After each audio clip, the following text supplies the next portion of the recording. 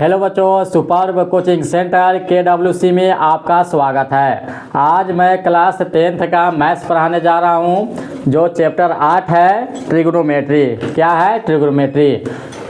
Trigonometry में exercise 8.1 के question number 8 तक हम लोग कर चुके हैं, बना चुके हैं। क्वेश्चन नंबर 9 देखेंगे।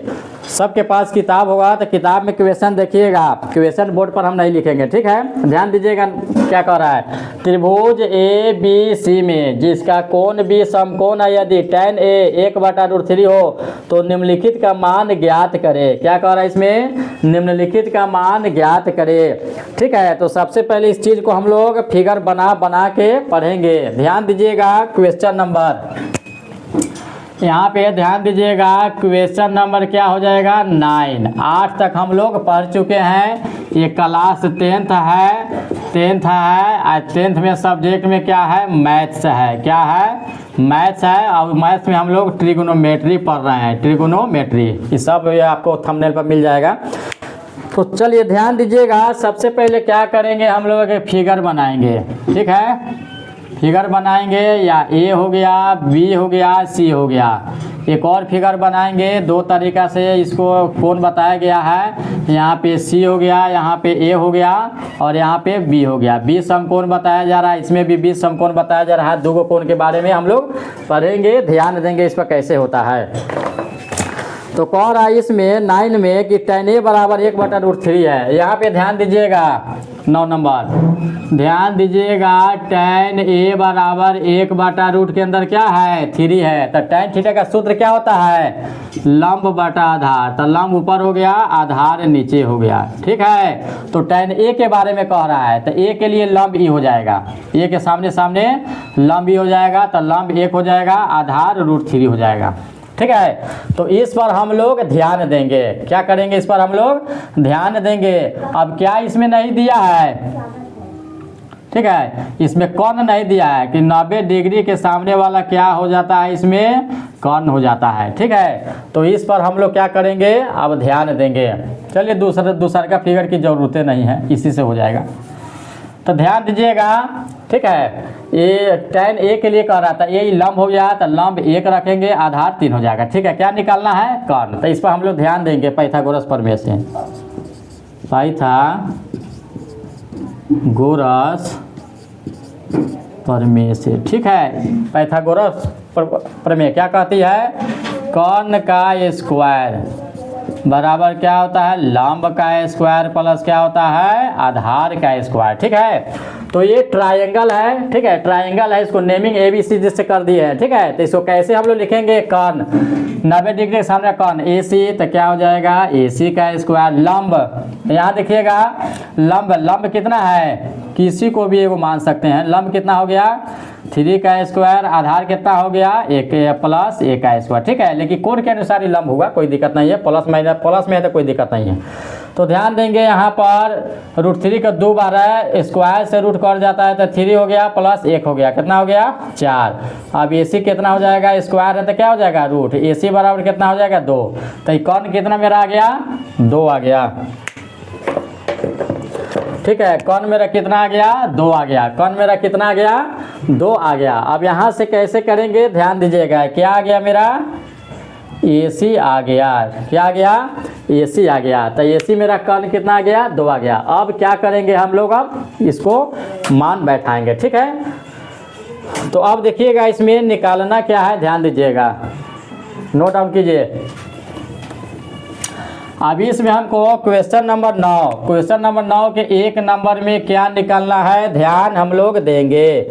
कि 1 नंबर में कह रहा है कि sin A cos C। ध्यान देंगे यहाँ sin A गुने cos C, sin A गुने cos C plus cos A sin C plus cos A गुने sin C। क्या निकालना है? sin C। कहाँ गया जी? साइन C निकालना है। चलिएगा, तो हम लोग ध्यान दीजिएगा, इसमें मान बैठाते चलेंगे। साइन क्या होता है? लंब बटा कर्ण। A के लिए तो लंब कितना? 1 बटा कर्ण कितना हो जाएगा? 2 गुने कॉस है कॉस आधार बटा कर्ण। C के लिए तो लंब हो गया आधार, आधार बटा कितना हो गया? कर्ण प्लस के प्लस देखिएगा अब कॉस ए के लिए कॉस आधार बटा कौन, तो ए के लिए लंब हो गया तो आधार ही हो गया √3/2 गुने साइन सी लंब बटा कौन, तो ये लंब हो गया, लंब कितना सी के लिए तो सी के सामने वाला लंब, और कॉट कितना हो गया 2। चलाएगा जी, तो क्या हो जाएगा ध्यान दीजिएगा, इसमें से गुना कीजिए 1 2 दूना 4 प्लस इसमें से गुना कीजिएगा 3 2 दूना 4, फिर कहिएगा रूट के अंदर 3 गुने रूट के अंदर 3 3 कैसे आ गया, जब रूट के अंदर 3 रूट सेम 2 बार आता है तो संख्या उतर जाता है।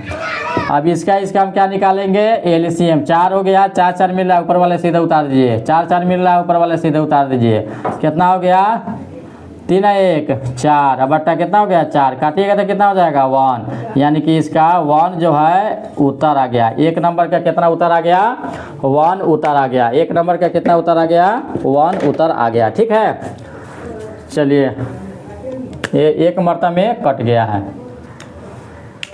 चलिए आगे हम लोग 2 नंबर में देखेंगे, 1 नंबर का आंसर हो गया 1। चलिए इसमें हम लोग दूसरा का नंबर देखेंगे, इसमें 2 सवाल है, पहले का हो गया क्वेश्चन नंबर 9 के दूसरा नंबर देखेंगे। ठीक है, काला वाला मार्कर समाप्त हो गया है। देखिए कॉस ए कॉस सी, ध्यान दीजिएगा यहाँ दूसरा में कॉस ए गुने कॉस सी, देखिएगा गुना का चिन्ह पॉइंट देके भी होता है। ठीक है, ज़्यादा समझ में आने के लिए हम ये लिख रहे हैं। अब आगे देखिएगा प्लस क्या है, इसमें माइनस दिया साइन ए साइन सी, इसमें माइनस दिया है तो क्या हो जाएगा साइन ए गुने साइन सी, क्या है साइन ए गुने साइन सी, कितना है साइन सी।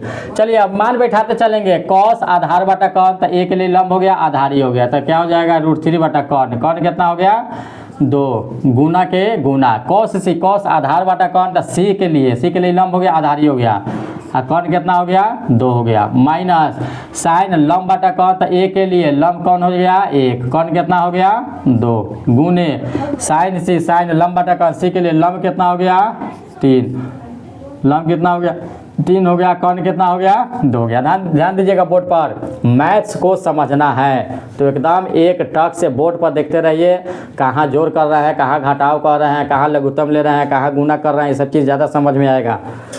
तो देखिएगा इसमें गुना करेंगे तो क्या हो जाएगा √3/2 दूना 4, इसमें से गुना कीजिए माइनस के माइनस, इसमें से गुना करेंगे तो √3/2 दूना 4, फिर हम इसका 4 4 का एलसीएम निकालेंगे, एलसीएम फाइंड आउट करेंगे, 4 4 4 मिला ऊपर वाला उतार दीजिए √3 माइनस 4 4 मिल रहा है ऊपर वाला उतार दिए, क्या होगा √3 में से √3 घटेगा 0/0। यहाँ ध्यान दीजिएगा 0 में किसी भी संख्या से भाग देने पर 0 ही होता है, तो इसका आंसर क्या हो जाएगा 0। 0 आपका क्या हो गया उत्तर हो गया, जिसको अंग्रेजी में क्या कहते हैं, ये दिखाई दे रहा है 0/4। ठीक है, तो क्या इसका आंसर होगा 0 होगा। 0 में किसी भी संख्या से भाग देने पर क्या होता है 0 होता है, तो ये क्या हो गया, ये आपका आंसर हो गया।